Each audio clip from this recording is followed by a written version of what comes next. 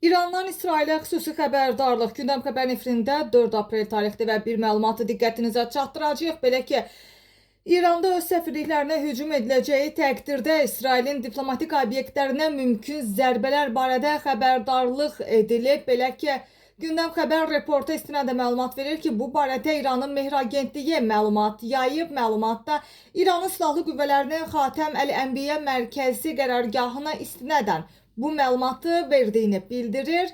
Belə ki, İsrailin İran səfirliklərinə hər hansı hücumu regiondakı bütün İsrail səfirliklərini İran silahlı qüvvələri üçün qanuni hədəfə çevirəcək deyə bəyanatda bildirilib. Xatırladaq ki, Amerika və İsrail fevralın 28-də İrana qarşı hərbi əməliyyatlara başlayıb və nəticədə İranın ali rəhbəri Ayətullah Əli Xamneyi və bir sıra yüksək vəzifəli şəxslər öldürülüb. Bundan sonra məhz İsraillə yanaşı Amerika müttəfiqləri də hərbi bazalarının yerləşdiyi Səudi Ərəbistanda, Qətərlə, Birləşmiş Ərəb Əmirliyində, Omanda, Bəhreyn, İraq və Kiprdə müəyyən etdiyi hədəflərə zərbələr endirməyə başlayıb və artıq uzun müddətdir ki, İranla Amerika və İsrail arasında gərgin münasibət davam edir.